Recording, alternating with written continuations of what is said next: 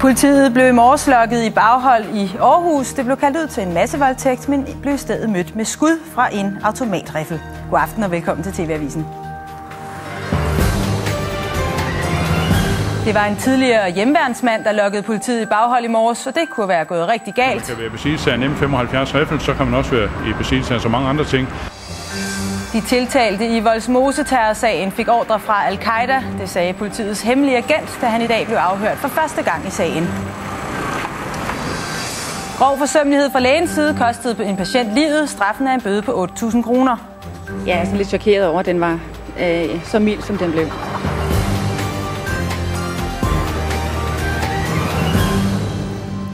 Vi starter i Aarhus. Det var altså en tidligere hjemmeværnsmand, der i morges lokkede politiet i et baghold. Politiet var blevet kaldt ud til et område ved Marselisborg Skov til en formodet massevoldtægt, men der var ingen voldtægt. I stedet blev politifolkene mødt af en mand iført hjelm og skudsikker vest, som skød mod dem med en automatriffel. Der ventede noget af en overraskelse til 4 betjente, der rykkede ud til en formodet voldtægt i Marselisborg Skoven. Her til morgen kl. 5:15, der fik vi en anmeldelse om, at en 7-8 personer var ved at voldtage en kvinde i en spejderhytte lige her uden for Aarhus. Og vi sender selvfølgelig straks nogle politibiler afsted. Den første bil, der kommer frem, kan ikke se, at der er noget galt. Og mens man er med at aftale, hvordan man nu får afsøgt området, der kommer der en person gående ned fra vandet imod dem, iført skudsikker vest og hjelm, og pludselig begynder den mand at skyde på dem. En 35-årig tidligere hjemmeværnsmand affyrede flere skud med en M75 riffel mod betjentene, der besvarede ilden og ramte ham i skulderen. Efter pågribelsen kunne politiet konstatere, at der ikke var nogen voldtægt. De arbejder nu ud fra en teori om, at det var manden selv, der lavede den falske voldtægtsanmeldelse. Vi arbejder på flere forskellige vinkler i den her forbindelse, blandt andet det er manden selv, der har givet de her oplysninger. Men så virker det jo som om, at han vil lokke politiet ud i en form for baghold.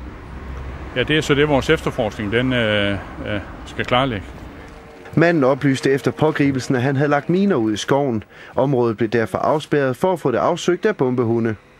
Vi betragter ham egentlig som en forvirret mand, men uanset om han er forvirret eller ikke, så er det nogle oplysninger, vi tager meget alvorligt. Når man kan være i besiddelse af en M75 riffel, så kan man også være i besiddelse af så mange andre ting. Den 35-årige mand er i et grundlovsforhør i eftermiddags blevet sigtet for både drabsforsøg og ulovlig våbenbesiddelse. Ja, Cecilie Elmose Warnig, manden her er altså blevet fremstillet i grundlovsforhør her til aften, eller i eftermiddag i aften. Hvad er seneste nyt? Altså, der er stadigvæk ikke faldet en kendelse herinde i byretten bag mig, og det er der ikke, fordi at anklager og forsvar er ved at diskutere om, hvorvidt, hvis manden skal varetægtsfængsles, om det så skal ske i surrogat, altså på en psykiatrisk afdeling, eller om det skal være i arresten. Hvad ved vi om ham og altså hans tilknytning til hjemmeværnet? Altså, vi ved, at han er 35 år, og i starten af 90'erne havde han tilknytning til hjemmeværnet. Han skulle efter sigende ikke have nogen tilknytning lige nu, men det havde han altså engang i 90'erne. Derudover så ved vi ikke så meget mere end det, vi sådan har kunne se på ham i retten i dag. Altså en lidt stille og ked af det så han ud. Altså, og som han selv sagde, så havde han ikke rigtig nogen begrundelse for, hvorfor han gjorde, som han gjorde, andet end han føler sig truet. Den her våbentype, han brugte, hvad ved vi om det? Altså, vi ved, at det var et M75-riffel, som er en militærriffel, som blev brugt tidligere hen. Derudover så forklarede manden i dag i retten, at det altså ikke er en riffel, han har fra sin hjemmeværnstid, men en riffel, som han efter sigende skulle have købt af en mand her i weekenden. Derimod så havde han noget ammunition til denne her riffel, og den ammunition, den skulle han altså have haft liggende siden i starten af 90'erne. Der er dog efter sigende tale om løst krudt. Cecilie Elmose Warnig fra Aarhus. Tak skal du have. Vi skal videre til Afghanistan, hvor en dansk soldat blev hårdt såret i dag. Soldaten er fra den kongelige livgarde og blev såret under en fremrykning i Helmand-provinsen i altså Afghanistan. Soldaten er i disse timer ved at blive bragt hjem til Danmark. Hans tilstand betegnes her til aften som meget kritisk. Soldatens pårørende er blevet underrettet, oplyser Hærens operative kommando. Det er 4. gang inden for 3 uger, at danske soldater kommer til skade i Afghanistan. Og herhjemme igen til endnu et groft røveri mod en familie i dens eget hjem. Det er 3. gang på en uge, at voldsmænd trænger ind i et privat hjem og truer sig til penge. Mandag i sidste uge blev en 65-årig mand dræbt i sit hjem i Smørum, da 3 mænd trængte ind og slog ham i hovedet med et boldtræ. Natten til torsdag blev en 51-årig mand i Nordsjælland tæsket med trækøller og koben, da han overraskede 3 mænd, der netop havde slået ruden ind i hans hoveddør. Og i aftes var det så en familie i København, der måtte aflevere ca. 8.000 kroner til 2 gerningsmænd. Klokken er 9:30 søndag aften, da 2 røvere bevæbnet med en pistol og en kniv banker på hoveddøren til huset her i Emdrup i København. Røverne skubber husets ejer ind i stuen, hvor hans kone og nogle venner sidder. Parrets 2 børn befinder sig på første sal. Så bliver den forrettede, altså manden i huset, slået i nakken, muligvis med pistolen, og man kommanderer dem også ned på gulvet. Overfaldsmændene råber, at de vil have penge, og de tvinger manden til at udlevere 8.000 kroner og en mobiltelefon. Røveriet varer omkring 10 minutter, og ingen af de naboer, vi har talt med, har set eller hørt noget. Jeg er dybt rystet. Dybt rystet. Vores naboer, som nu har været udsat for det her, er kendt her på vejen for bare at være der for alle os andre. Det er det 3. røveri på en uge i et privat hjem. Natten til torsdag trængte 3 maskerede mænd ind i et hjem i Farum, hvor en 51-årig mand sad og så fjernsyn. Og i mandag stødede en 65-årig mand fra Smørum, efter han og hans kone var blevet udsat for et lignende røveri. Røveriet i aftes er ifølge Rigspolitiet det 20. i år. Det er lidt flere end sidste år på samme tidspunkt. Blandt de mest omtalte i år er et overfald i Ganløse i august, hvor røverne tvang et ægtepar ud i deres egen bil i forsøg på at få manden til at åbne et lager med elektronisk navigationsudstyr. Jeg håber selvfølgelig ikke, at det er noget, der sådan fortsætter, og det er også for tidligt at sige noget om, det er noget, vi skal vende os til at se. Men nu må vi prøve i vores efterforskning her, om der er sammenfald med de andre, der er sket i Nordsjælland. Politiet undersøger også, om de 2 røvere har forsøgt at komme ind i andre hjem i området i aftes. Jeg har da tit gået i seng fra en åben dør, fordi min teenage-datter ikke har været kommet hjem endnu, og det er nok slut med det. Ofrene for røveriet i aftes har ikke ønsket at medvirke.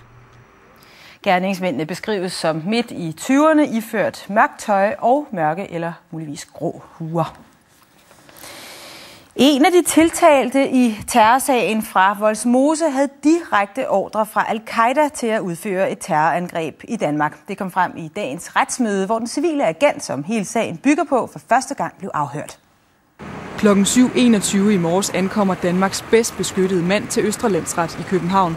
For første gang siden anholdelserne skal han i dag sidde ansigt til ansigt med de tiltalte i sagen. Ja, vi er jo i starten af afhøringen af ham, og det er rigtigt, at han har sagt nogle ting, som jeg bestemt også måske har spørgsmål til med hensyn til, om hukommelsen reelt kan dække det, som han har givet udtryk for. Som kronvidne i landets største terrorsag tager politiet ingen chancer med hans sikkerhed. Bombehunden har afsøgt området. Alle gader omkring retten er spærret af, og skarpskytter overvåger området fra hustagene. Inde i retten fortæller vidnet, at den tiltalte AK havde fået direkte ordre fra Al-Qaida til at udføre et terrorangreb i Danmark. Han fortalte også, at han følte sig truet, fordi de udenlandske Al-Qaida-folk ønskede ham likvideret. Så vi har en sag, hvor den her person har gået rundt ude i marken og ligesom fået tingene til at ske og været med til, at de ting sker. Og det han så fortæller om, det hænger jo selvfølgelig sammen med det, han så efterfølgende sidder nu og forklarer som vidne. For det er jo det, han selv har været en del af. Ifølge agenten var de potentielle mål for en bombe Folketinget, et politisk møde for støtter af Irak-krigen eller en menneskefyldt rådhusplads. Forsvarerne i sagen mener, at kronvidnet er stærkt utroværdigt og har presset de tiltalte ud i bombeplanerne. Nu har jeg jo kun fået en lille fli af hans forklaring, så samlet kan jeg ikke vurdere ham endnu. Men jeg synes ikke, at det virker særligt troværdigt, når det blandt andet er sådan, at mange af de ting, han har udtalt sig om, det har vi slet ikke fået lov at se. Altså de rapporter har vi ikke fået lov at se. Ja, Claus Burr, den har jo været ventet med spænding, afhøringen af den her hemmelige agent. Hvordan virkede han så? Altså min oplevelse af ham er jo lidt indirekte, da der må ikke være nogen tilhør inde i retten, mens han bliver afhørt af sikkerhedsmæssige grunde. Så jeg og den øvrige presse, vi sidder simpelthen på en anden etage og hører det, han fortæller igennem højtaler. Hvis man tager udgangspunkt i det, så må man sige, at hans forklaring er umiddelbart sammenhængende. Hans hukommelse fejler ikke noget. Der er ikke nogen aggressivitet eller hævngærighed i hans stemme. Han afleverer sin forklaring med en behagelig, blød stemmeføring. Og så kan jeg også fortælle fra kilder, jeg ikke kan oplyse her, at han har ændret farven på sit hår, han har ændret sit skæg, og så har han tabt sig minimum 10 kilo den tid, hvor politiet de har haft ham gemt af vejen. Ja, som vi også hørte her i indslaget, det er jo agentens troværdighed. Alt står og falder med, og forsvarerne arbejder selvfølgelig på at så tvivl om netop den. Hvordan står det til med det aspekt efter i dag? Jeg synes, at det er for tidligt at komme med en endelig vurdering af LH's troværdighed eller mangel på samme, fordi indtil nu er han kun blevet afhørt af anklagemyndigheden, som jo er hans ven. Hvad han i virkeligheden indeholder, det finder vi først ud af, når forsvarsadvokaterne sætter tommelskruerne på ham. Og der tror jeg, han får det hårdt, fordi der er altså allerede nogle ting i hans forklaring, der ikke hænger helt sammen. Men det er rigtigt, hans troværdighed, det er det, den her sag den står og falder med. Hvis nævningene tror på ham, så bliver de 4 unge mænd dømt. Hvis ikke de tror på ham, så står anklagemyndigheden med en rigtig dårlig sag her. Claus Bur fra Østre Landsret. Tak skal du have, Claus.